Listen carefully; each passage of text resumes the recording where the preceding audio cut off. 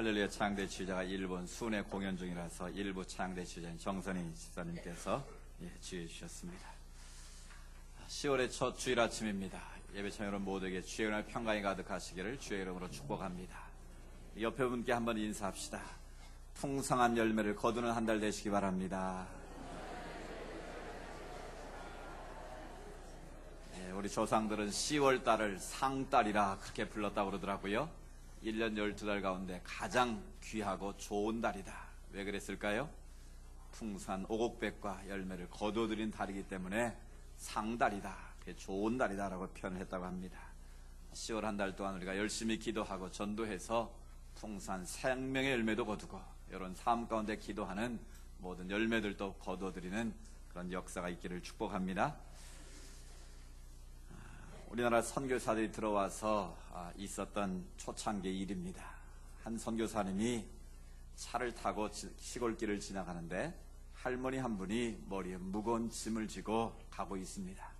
그래서 선교사님이 전도도 할 겸해서 차를 세우고 할머니 타세요.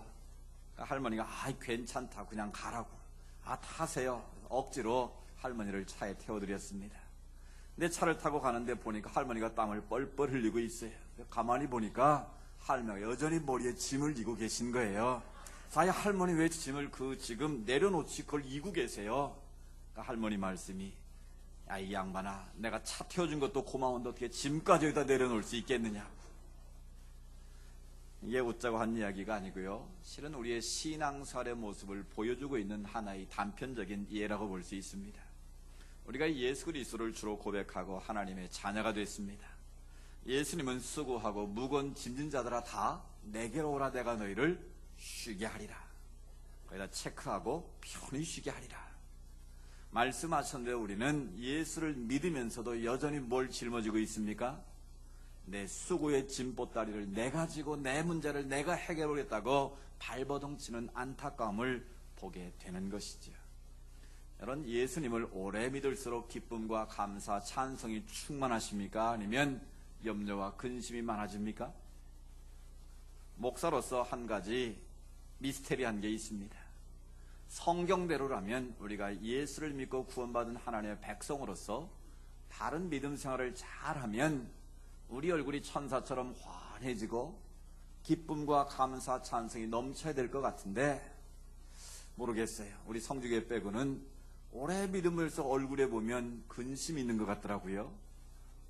이마에 갈매기가 그려지는 분도 계시고요. 왜 그럴까?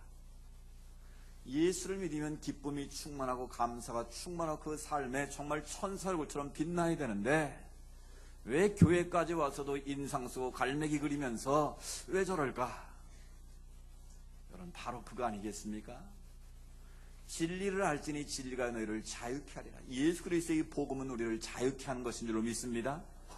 그런데 우리가 그 진리 안에 거하지 못하면 결국 껍데기를 붙잡고 율법을 붙잡고 살면 그 말은 내가 여전히 수고의 짐을 짊어지고 죄보따리를 짊어지고 내가 그 문제 해결을 했다고 발버둥치면 예수를 잘 믿으려고 하면 할수록 염려와 근심이 많아지고 죄의식이 커지고 결국은 자기 인생의 기쁨을 잃어버리는 그런 경우도 있다라는 거예요.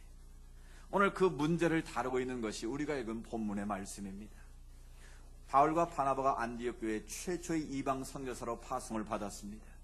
그래서 수리아 안디옥을 출발해서 구브로라는 섬을 통과해서 다시 기술을 터키 내륙 지방으로 돌려서 버가를 지났습니다. 비시디아 안디옥을 지나서 루스드라 더베를 거쳐서 다시 되돌아오는 그런 선교 여행을 감당했습니다. 그 과정에서 많은 교회들이 세워지고 예수의 복음을 전했습니다. 그래서 예수의 복음이 전해지는 곳마다 기쁨이 충만했고 걷지 못한 자가 일어난 기적도 일어났고 정말 기쁨이 충만한 공동체가 됐습니다. 그런데 얼마 지나지 않아서 그 공동체들 가운데 문제가 생겼다라는 거예요. 특별히 교리적인 문제가 발생을 했습니다. 그 문제의 원인은 무엇인가? 그 당시 교회 공동체에는 두 부류의 사람들이 있습니다. 한 부류는 정통 유대인들 가운데 예수 그리스도의 복음을 듣고 회심한 자들이 있고요. 또 한 부류는 이방인들, 즉 헬라인들이나 유대인들이 아닌 이방인들 가운데 이 바울과 바나바의 복음을 듣고 예수를 믿게 된 자들입니다. 그러니까 교회 공동체 안에 자연스럽게 두 그룹이 생겨난 것이죠.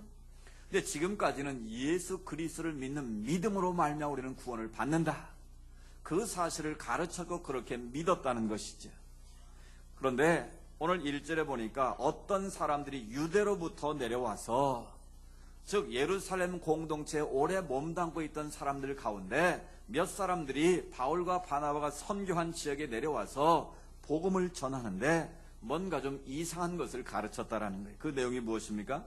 가르치되 너희가 모세의 법대로 할례를 받지 아니하면 뭘 못 받아요? 능히 구원을 받지 못한다라는 거예요.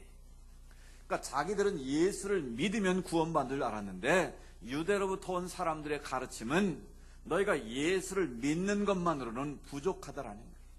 뭔가 2%가 부족한데 거기에 뭐가 있어야 된다는 거예요? 모세 율법대로 할례를 받아야 능히 구원을 받을 수 있다. 그러면 할례가 무엇입니까?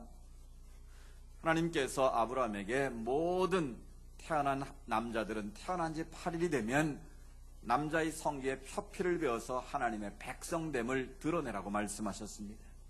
그래서 그 할례를 행한다는 것은 하나님의 백성이 되는 것을 인치는 표시입니다. 할례를 행함으로 너는 거룩한 하나님의 백성의 일원이 되었다. 그래서 너는 하나님의 백성답게 거룩하게 살아야 된다라고 표시를 한 것이 바로 할례입니다. 그런데 이것이 시간이 지나면서 문제가 됐습니다. 유대인들 가운데 나는 할례를 받은 유대인이다, 그러니까 나는 좀 잘못 살아도 나는 하나님의 택함받고 하나님의 사랑받는 하나님의 백성이다, 긍지와 자부심을 갖는 건 좋은데 그들이 하나님의 자녀답게 할례받은 하나님의 백성답게 구별되게 살지 못했다라는 거예요. 그래서 나중에 이것이 문제가 돼서 사도 바울은 그렇게 로마에 있는 그리스도인들에게 강조를 했습니다. 표면적 유대인이 유대인이 아니고 이면적 유대인이 진짜 유대인이다. 그 말은 너희가 육신의 할례를 받았다고 해서 하나님의 백성이 되는 것이 아니라 이면적 유대인, 마음의 할례를 받고 하나님의 자녀답게 살아야 진짜 하나님의 자녀다. 오늘 우리의 삶 가운데도 그런 경우가 있지 않습니까? 내가 예수를 믿고 구원받은 하나님의 백성으로 신앙생활을 열심히 합니다. 주일 출석도 하고 기도생활 말씀을 가까이 하고 봉사도 하고 기도도 열심히 합니다. 근데 중요한 것은 그것이 과연 하나님이 주시는 기쁨과 감격으로 하고 있느냐, 아니면 구원, 복음에다가 율법적인 그걸 지켜야 구원을 받을 수 있게 그것을 하느냐라는 분명한 우리의 기준이 있어야 한다라는 것입니다. 지금 유대인들의 주장은 너희들이 예수를 믿는 믿음의 행위만 가지고는 안 된다라는 거예요. 너희들도 우리처럼 할례를 받고 모세가 명한 율법을 지켜야만 구원받을 수 있다라는 거예요. 그러니까 복음 플러스 율법이 된 것이죠. 그래서 율법을 지켜야 너희도 구원받을 수 있다라고 가르쳤다는 것입니다. 그래서 교회 공동체 안에 혼란이 일어난 겁니다. 지금까지는 예수 믿으면 구원받은 줄 알았는데 할례를 받고 율법을 지켜야 된다고 그러니까 그것 때문에 뭐가 일어납니까? 2절에 보니까 바울 및 바나바와 그들 사이에 적지 아니한 다툼과 변론이 있었다라는 거예요. 혼돈이 일어나기 시작했다라는 것입니다. 그래서 그들이 내린 결정이 무엇입니까? 바울과 바나바와 교회 리더 몇 사람을 모교인 예루살렘 공동체에 보내서 정말 사도들의 의견은 무엇인지, 우리가 어떻게 하면 진짜 구원을 받을 수 있는지 그 해답을 찾자라고 결정을 했다라는 것입니다. 그래서 그들이 바울과 바나바 그 리더들이 교회의 전송을 받고 예루살렘으로 출발을 했습니다. 그런데 보십시오. 3절에 보면 베니게와 사마리아로 다니며 이방인들이 주께 돌아온 일을 말하여 형제들을 다 크게 기쁘게 하더라. 바울과 바나바의 입장은 무엇이겠습니까? 오직 예수 그리스도의 복음으로만 우리는 구원받는다. 그것을 그들은 믿었고 그렇게 가르쳐 왔습니다. 그 말씀을 믿고 많은 사람들이 주께 돌아왔습니다. 그들이 예루살렘에 올라가는 과정에서도 하나님께서 자기들 가운데 어떻게 역사하셨는지, 하나님께서 어떤 기적을 베푸셔서 어떻게 사람들을 하나님께로 돌아가게 하시는지를 간증하면서 지금 돌아가고 있다라는 거예요. 그런데 그 반응을 보십시오. 말하여 형제들을 다 크게 기쁘게 하더라.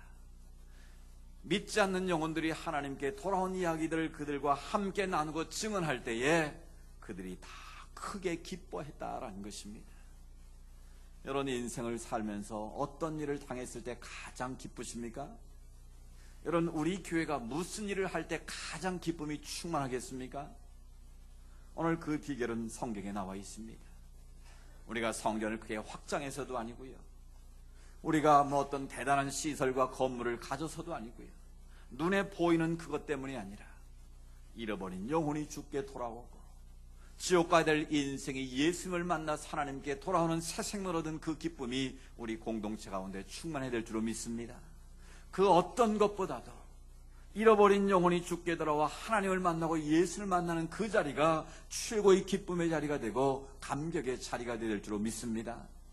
우리 교회가 그 어떤 것도 그것보다 우선될 수는 없습니다. 우리가 생명잔치를 선포하고 복음을 전하고 이렇게 애를 쓰는 이유가 무엇이겠습니까? 이것이 바로 이 교회를 세우신 하나님의 목적이요 본질이기 때문입니다. 하나님의 교회의 존재 이유는 바로 하나님의 선교입니다. 즉 생명을 살리고자 이 교회를 하나님이 세우셨다는 것이죠. 그렇다면 우리의 기쁨이 무엇이 되어야겠느냐라는 것입니다. 우리가 교제를 잘하는 것도 아니고요, 우리가 좋은 시설을 갖추는 것도 아니고요, 그것보다 더 본질적으로 중요한 것은 나를 통해서 잃어버린 영혼이 구원을 받고 하나님께 돌아오는 일인 줄로 믿습니다. 그 일이 우리의 가장 큰 기쁨이 되고 우리의 소망이 될 수 있기를 축복합니다. 그래서 큰 기쁨 가운데 그들이 예루살렘에 도착을 했습니다. 그래서 그곳에서 이제 회의를 하게 되는데요, 이것을 예루살렘 공의회다라고 신학적으로 표현을 합니다. 그래서 최초로 초대교회 공동체가 교리적인 문제를 놓고 예루살렘 교회에 모여서 회의를 하게 된 것입니다. 회의를 하는데요, 논제는 무엇입니까? 예수 그리스도를 믿음으로 구원받을 수 있느냐, 아니면 여기에다가 율법을 지켜야만 구원을 받을 수 있느냐, 이 문제를 가지고 지금 토론이 벌어지게 된 것입니다. 먼저 5절에 보면 바리새파 중에 몇 사람들이 일어나서 말을 합니다. 바리새파는 어떤 사람들입니까? 예수님 당시에 여러 파가 있었는데 바리새파가 있고 사두개파도 있고 셀롯당도 있고 여러 당원들이 있었는데요, 그 중에 대표적인 것이 바로 바리새파입니다. 이 바리새라는 말은 페러시스라는 단어인데 구별됐다, 성별됐다라는 뜻입니다. 이름 그대로 이 바리새인들은 자기들은 성별된 특별한 하나님의 사람들이라고 믿고 있던 사람들입니다. 그냥 입으로만 그런 것이 아니라 그들은 그럴 만한 이유가 있었습니다. 그들은 구약의 율법을 철저하게 지키려고 애를 썼던 사람들입니다. 안식일을 기억하여 거룩하게 지키라 그러면 그것을 지키려고 애를 썼던 사람들이, 하나님의 것을 11조를 드리라 그러면 자기 집 채소밭에 채소까지도 구별해 드릴 정도로 철저하게 11조 드린 사람들이, 또 구제하라 그 말씀을 쫓아서 열심히 구제를 했고요, 기도하라 그 말씀 따라서 일주일에 2번씩 금식을 하면서 누구보다도 열심히 기도했던 사람들입니다. 그런데 문제는 주님께서 그들을 기뻐하지 아니하셨다라는 거예요. 오히려 그들에게 독사의 자식들이라고 엄청난 독서를 퍼부으셨다라는 거예요. 그 이유가 무엇입니까? 율법을 지키려고 노력한 그 자체가 문제를 낸 것은 아니었습니다. 그들의 마음의 중심, 마음의 태도에 문제가 있었다라는 거예요. 그래서 예수님은 결론적으로 바리새인들의 외식을 주의하라, 바리새인들의 누룩을 주의하라 말씀하십니다. 즉 그들은 자기의 행위를 과장했다라는 거예요. 자기의 속사람의 모습과 겉으로 드러나는 모습이 이중적이었다라는 겁니다. 결국 바리새인들은 위선적인 삶으로 양의 탈을 쓴 이리와 같은 존재들이었다는 것이죠. 하나님을 가장 사랑한다고 하면서도 어쩌면 하나님과는 가장 먼 거리에 있는 자들이었다라는 거예요. 그래서 그들의 위선적인 모습, 고려 자기들만 천국 못 가는 남들까지도 천국 가는 자들까지는 못 가게 하는 그런 나쁜 사람들이라고 예수님께서 독서를 퍼부은 것이죠. 그러니까 그들의 마음의 중심에 문제가 있었다라는 거예요. 말씀을 지키려고 하는 그 태도의 문제가 아니라 그 마음의 중심에 위선적이고 가식적이고 형식적인 면에 문제가 있었다는 것이죠. 그들의 가장 큰 문제는 무엇입니까? 바로 자기 의를 가지고 하나님 앞에 나오려고 했다는 겁니다. 자기들이 율법을 다 지켜서 자기 의를 가지고 하나님 앞에 설 수 있다고 믿었다는 거예요.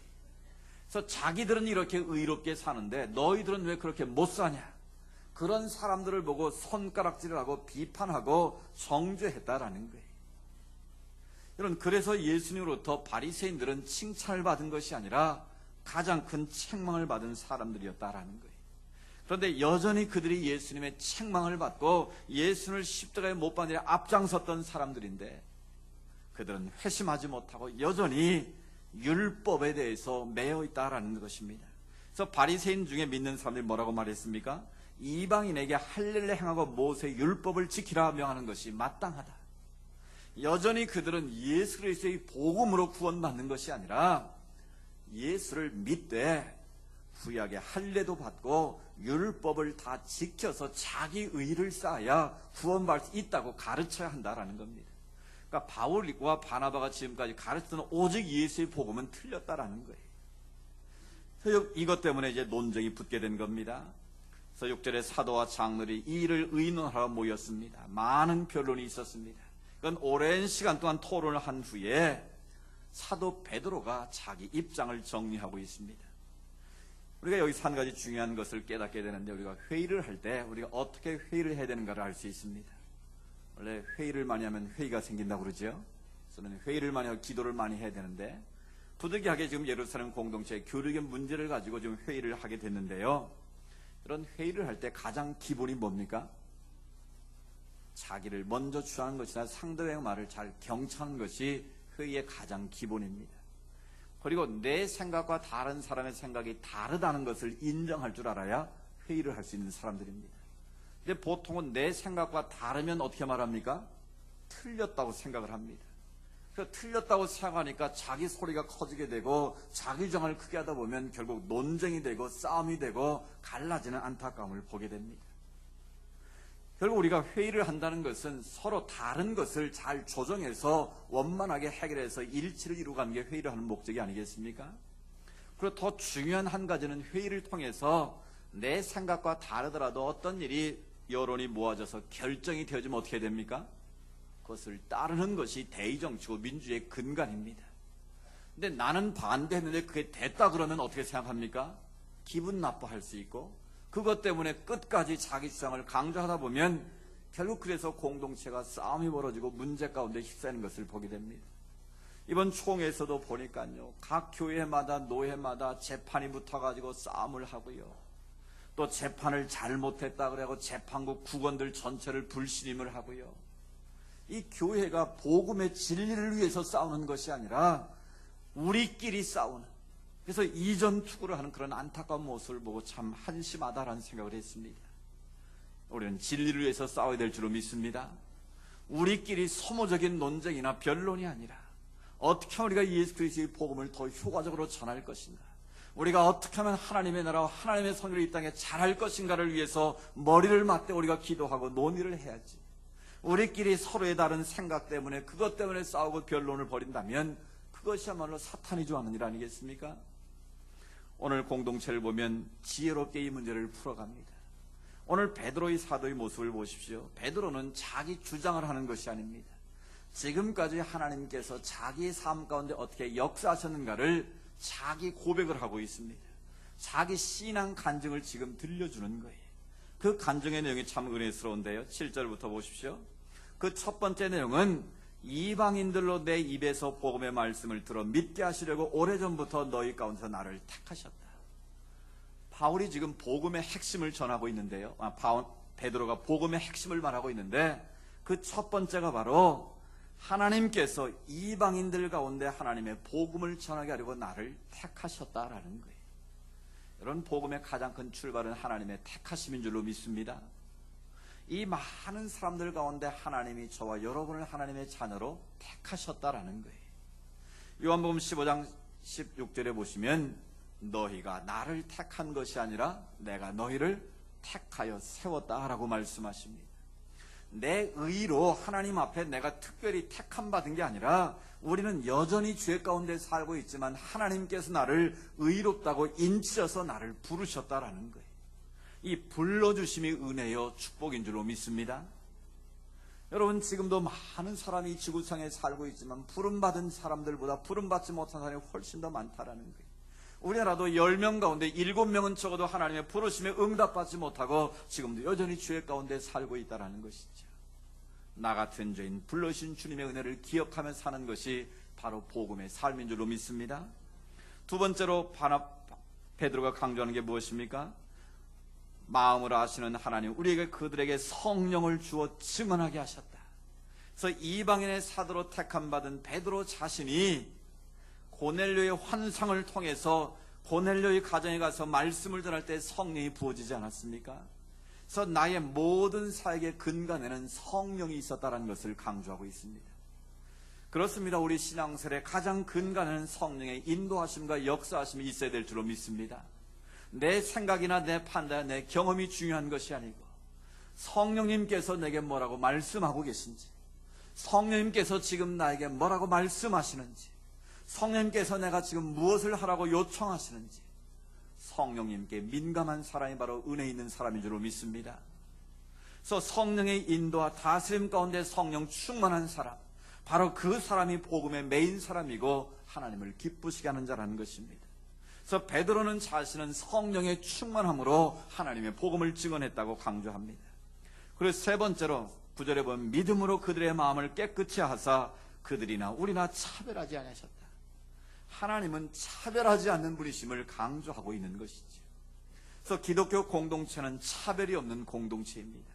가진 자나 가지지 못한 자나 배운 자나 배우지 못한 자나 남녀노소 빈부귀천 할 것 없이 그리스도 예수 안에서 하나여 하나님의 존귀한 자녀임을 고백하는 것이 바로 교회 공동체인 줄로 믿습니다. 그런데 지금 왜 너희들은 서로 차별하고 있느냐라는 거예요. 오직 예수 그리스도의 복음으로 구원받은 우리들이 서로 유대인이냐 이방인이냐 차별할 수 있겠느냐는 것입니다. 그래서 10절에 중요한 말을 합니다. 너희가 어찌하여 하나님을 시험하여 우리 조상과 우리도 능히 매지 못한 멍에를 제자들의 목에 두려느냐. 우리 조상들도 율법을 다 지키지 못했고 지금 우리도 그 율법을 지키지 못하고 있는데 어떻게 이방인들의 그 율법을 지켜도 구원을 받으라고 잘못된 가르침을 전하고 있느냐라는 거예요. 너희도 못하는 것을 어떻게 다른 사람들이 하라고 그렇게 말할 수 있느냐라는 것입니다. 그래서 결론적으로 베드로가 복음의 핵심을 선포합니다. 우리 11절 말씀을 같이 한번 다시 읽습니다. 시작. 그러나 우리는 그들이 구원받는 줄을 믿노라 하니라. 아멘.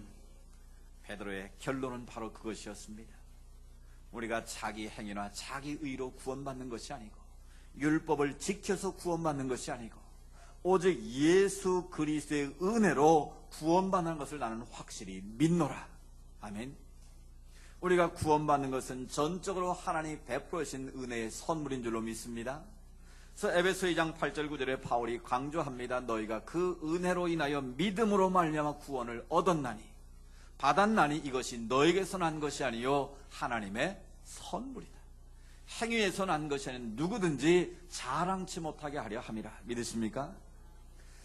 즉 바리새인들이나 그 당시에 유대인들의 잘못은 무엇입니까? 예수 그리스도의 복음을 버리고 다시 율법으로 돌아가려고 했다라는 거예요. 그 말은 자기 의를 가지고 하나님의 구원에 이르려고 했다라는 것입니다. 근데 예수님이 이 땅에 오신 목적은 무엇입니까? 인간의 율법을 지킴으로 자기 의를 가지고 결코 하나님 앞에 설 수 없기에 우리 인간의 모든 죄값을 다 지불하시기 위해 이 땅에 오신 분이 예수 그리스도가 아니겠습니까? 그래서 예수는 아무런 죄가 없었지만 머리에 가신 면류관을 쓰셔서 우리가 머리로 지은 죄를 다 용서하셨고요. 주님은 손과 발로 지은 죄가 없지만 손과 발에 못을 박히심으로 우리가 손과 발로 지은 죄를 용서하신 줄로 믿습니다. 그분은 그 몸뚱아리로 지은 죄가 없지만 옆구리에 창을 찔리심으로 마지막 물 한 방울 피 한 방울까지 다 쏟으시고 다 이루었다. 내가 너희들의 죄값을 완벽하게 지불했다라고 테텔레스타이를 외치신 것입니다. 따라서 우리는 그 예수 그리스도를 믿음으로 말미암아 의롭다고 인침받은 줄로 믿습니다. 내 행위나 내 노력으로 율법을 지켜서 구원받는 것이 아니라 오직 예수 그리스도를 믿는 믿음으로 말미암아 의롭다함을 얻게 된 줄로 믿습니다. 이것이 우리에게 복음입니다. 그런데 어리석게도 그 당시 유대인들은 복음에서 떠나 다시 율법으로 돌아가는 어리석음을 범하고 있다라는 것입니다. 그래서 갈라디아서 2장 16절에 바울은 그렇게 갈라디아 교인들을 책망합니다. 어리석도다 갈라디아 사람, 너희가 속히 복음에서 떠나 왜 율법으로 돌아가 책망하면서 이런 말씀을 합니다. 한번 읽어보실까요? 시작. 사람이 의롭게 되는 것은 율법의 행위로 말미암음이 아니요 우리도 그리스도 예수를 믿나니 이는 우리가 율법의 행위로서가 아니고 그리스도를 믿음으로써 의롭다함을 얻으려 함이라. 율법의 행위로서는 의롭다함을 얻을 육체가 없느니라. 아멘. 그렇습니다. 우리가 아무리 하나님을 잘 믿는다고 할지라도 내 행위를 가지고는 절대로 하나님의 의를 만족시킬 수 없다는 것입니다. 그래서 자기 의를 가지고는 절대로 하나님 앞에 설 자는 아무도 없다라는 거예요. 오직 예수 그리스도를 믿음으로 말미암아 우리가 의롭다 인침받고 하나님의 자녀가 되고 하나님의 백성답게 살아가게 되는 줄로 믿습니다. 오늘 말씀의 결론은 바로 이것입니다. 우리가 율법 아래 살 것인가 복음 아래 살 것인가. 우리가 이미 예수 그리스도를 믿는 믿음으로 말미암아 구원 얻은 백성들인데 여전히 당시의 바리새인들처럼 유대인들처럼 복음 이외에 하나님의 율법을 내가 지킴으로 말미암아 자기 의를 쌓아야만 하나님의 구원에 이를 수 있다고 생각하는 한 그것은 진정한 복음 안의 자유를 얻을 수 없다는 것입니다. 오늘 여러분의 신앙의 삶은 어떻습니까? 여전히 내가 주의 보따리를 내가 짊어지고 내 수고와 내 노력을 통해서 하나님 앞에 서고자 하는 어리석음은 없습니까? 오늘 주님께서 분명히 말씀하십니다. 자기 의로는 하나님 앞에 설 자가 없습니다. 오직 예수 그리스도를 믿는 믿음으로 말미암아 우리는 구원을 얻게 되었고 그 하나님의 선물을 값없이 받아들이로 말미암아 우리는 죄로부터 자유케 된 줄로 믿습니다. 율법의 멍에의 소리를 풀어주신 줄로 믿습니다. 그럼 우리는 어떻게 하나님을 섬겨야 되겠습니까? 그럼 우리가 주일도 그냥 내가 알아서 지키면 되고 적당히 하면 되는 것입니까? 아닙니다. 나 같은 죄인 살신 그 하나님의 은혜가 너무나 크고 감격스럽기에 우리는 나를 구원하신 하나님의 그 은혜와 사랑이 너무나 놀랍기에 우리는 자원하는 마음으로 감격스러운 마음으로 하나님 앞에 나와 예배를 드리는 것입니다. 하나님께 주신 그 분복을 가지고 이웃을 섬기고 하나님의 복음을 우리는 전하게 되는 것입니다. 자기 의를 쌓기 위해 사는 행위가 아니라 내게 주신 하나님의 은혜와 사랑이 너무나 감격스러워서 구원받은 자로서의 기쁨과 감격을 가지고 우리는 하나님을 섬기게 되는 것입니다. 바로 그런 태도를 가지고 우리가 살게 될 때 진리가, 예수 그리스도의 진리가 우리를 자유케 할 줄로 믿습니다. 이런 신앙생활을 계속하면 할수록 여러분이 진리 안에서 자유케 되기를 원합니다. 내 행위와 내 노력으로 주님 믿으려고 하면 할수록 우리는 힘든 삶을 살 수밖에 없습니다. 율법은 우리를 정죄합니다. 우리를 저주의 길로 끌고 가는 것입니다. 그러나 복음은 우리를 자유케 합니다. 복음은 우리를 구원하는 능력이 있습니다. 복음에는 기쁨이 있고 감격이 있고 찬송이 있는 것입니다. 이런 자기 의를 가지고 주님 앞에 서고자 하는 어리석음 교만을 내려놓을 수 있기를 원합니다. 오직 예수 그리스도, 나 같은 죄인 사신 오직 예수의 복음만이 내 삶의 전부이심을 고백하고 은혜의 빚진 자로서 복음의 빚진 자로서의 삶을 살아갈 수 있기를 축복합니다. 지난주 제가 국민일보를 통해서 한 기사를 봤는데요, CCM 가수인 리셋이라는 분의 자기 고백이었습니다. 이분은 36살 먹은 CCM 가수인데요, 김광현이라는 이름이었습니다. 근데 작년에 자기 이름을 리셋으로 바꾸어서 첫 음반을 냈습니다. 근데 이분의 삶이 참 기구했습니다. 자기가 태어나자마자 아버지가 영화 감독이었는데 이혼을 하고 새 엄마를 맞았습니다. 그런데 한 번만 했으면 좋은데 무려 새 엄마를 5번이나 엿게 되었다라는 거예요. 그러니까 자기는 엄마가 5명이라는 거예요. 근데 그 엄마들이 자기를 잘 대했으면 좋은데 때로는 학대를 하고 때리기도 하고 핍박을 하고, 세 번째 엄마는 자기 딸을 데리고 왔는데 자기가 장난감을 좀 빼앗았다고 엄청 때리고 앞에 세워놓고 웃으라고 억지로 웃게 사진을 찍어가지고 아버지가 오면 이렇게 하고 잘 논다고 이렇게 막 그걸 보면서 어려서부터 분노가 치밀어 오는 거예요. 그래서 여성 기피증, 혐오증이 자기에게 있었답니다. 그래서 그가 고등학교 1학년 때 내가 이렇게 살아서 뭐하나, 문자로 살아서 뭐하나, 그래서 달려오는 차에 뛰어들었는데 죽지도 않더라는 거예요.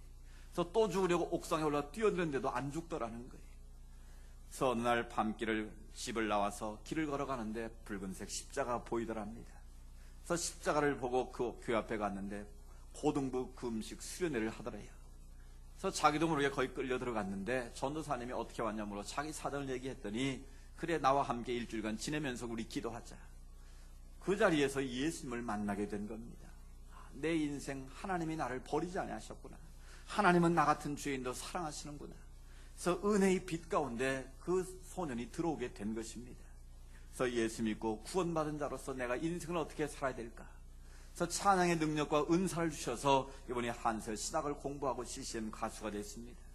그래서 자기 이름 김광현이 아니라 이제 내가 만난 그 하나님의 사랑을 다시 한번 기억하면서 내가 빚진 자로서 하나님 앞에 어떻게 하면 내가 기쁨이 될 수 있을까? 그래서 그 이름을 리셋으로 다시 지었다라는 거예요. 원래 구약에 보면 하나님께서 가인이 아벨을 쳐주고 대신 주신 아들이 뭡니까? 이 셋이라는 아들을 주셨잖아요. 하나 둘 셋이 아니고 이름이 셋입니다. 그 뜻은 대리자라는 뜻을 갖고 있는데 바로 하나님께서 특별한 은혜의 선을 주신 그 셋을 기억하면서 자기 인생도 하나님께 덤으로 주신 인생으로 알고 다시 리셋, 내 인생을 리셋하자. 어떤 기기를 쓸 때 잘못되거나 오류가 났으면 리셋을 하면 다시 정상 오지 않습니까? 그래서 예수님을 만나기 이전에 자신의 삶에서는 예수를 만난 이후에 삶으로 자신 인생을 리셋하자는 의미로 자신의 이름을 그렇게 바꾸고 노래를 음반을 제작했는데 그 첫 번째 타이틀곡이 바로 내가 가는 길입니다. 한번 들어보시겠습니까? 내 가는 길 멀고 험해도 나는 주만 바라봅니다. 세상의 방법 세상의 가치 보지 않고 주만 바라봅니다. 성령님 날 도우사 주 복음 전하게 하소서. 성령님 내게 임하사 영원히 주 찬양합니다. 나는 연약하고 주를 향한 믿음 적어 낙심하고 슬퍼할 때에 피 묻은 주의 손 나를 일으키어 주의 나라 바라봅니다. 아멘. 여러분, 예수를 만나기 이전에 그의 삶은 지옥이었습니다. 그러나 예수 그리스도의 복음을 발견한 이후에 그의 삶은 그리스도 예수 안에서 새롭게 리셋이 된 것이죠.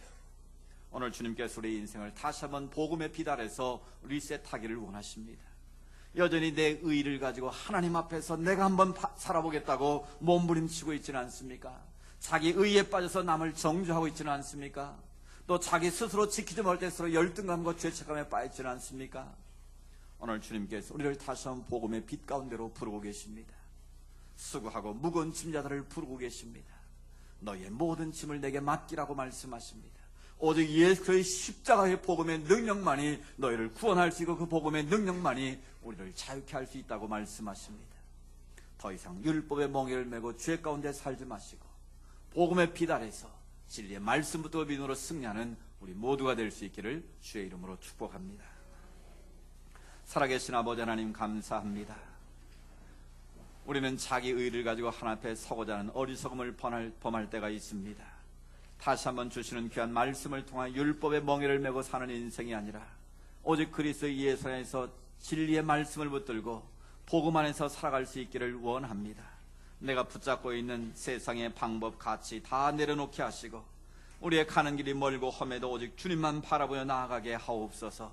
성령님께서 우리를 도우시고 성령님께서 우리 가운데 임하셔서 우리의 피 묻은 손을 주님의 피 묻은 손을 통해 우리를 붙잡아 주셔서 우리가 더욱 힘있게 예수의 복음을 증언하며 나 같은 죄인 사신 주님의 은혜를 기억하며 감사하며 찬양하며 하나님께 영광 돌리는 삶이 되게 하옵소서. 그래서 더 이상 죄의 종로로 타지 않게 하시고 율법의 매인자로 살지 않게 하시고 오직 예수 그리스도의 십자가의 능력을 덧입고 복음의 능력 안에서 살아갈 수 있도록 역사하여 주시옵소서.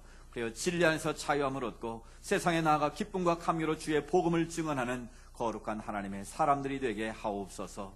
예수님의 이름으로 기도드리옵나이다. 아멘. 다 같이 일어나셔서 620장 우리 파생장 같이 부르겠습니다.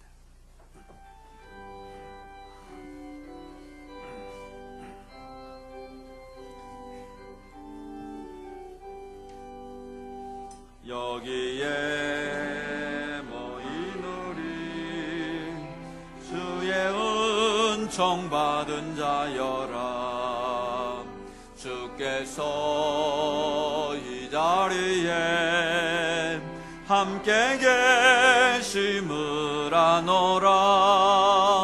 언제나 주님만을 찬양하며 따라가리니 시험을 당할 때도 함께 계심을 믿노라. 굳세라. 이 믿음 더욱 굳세라.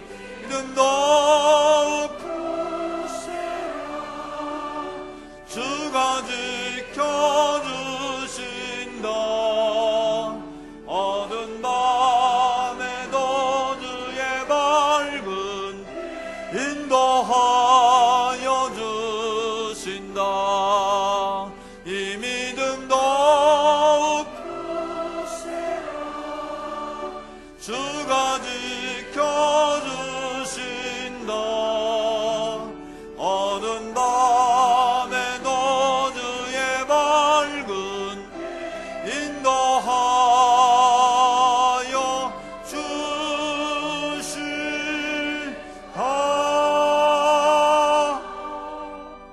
아멘. 우리의 선한 목자 되시는 예수 그리스도의 은혜와 하나님 아버지의 크고 놀라우신 사랑하심과 성령님의 인도하시고 위로하시고 교제하심의 역사가 더 이상 율법의 멍에를 메고 사는 인생이 아니라 오직 예수 그리스도의 십자가 부활의 능력을 덧입고 복음의 빚진 자로서 은혜 가운데 살기를 다짐하며 새 세상에 나아가는 주의 백성들 머리머리 위에 하나님께 올려드린 모든 믿음의 소원들 위에 주님께서 택하시고 복주신 대한민국 위에 이제로부터 영원토록 함께 하시기를 간절히 축원하옵나이다. 아멘.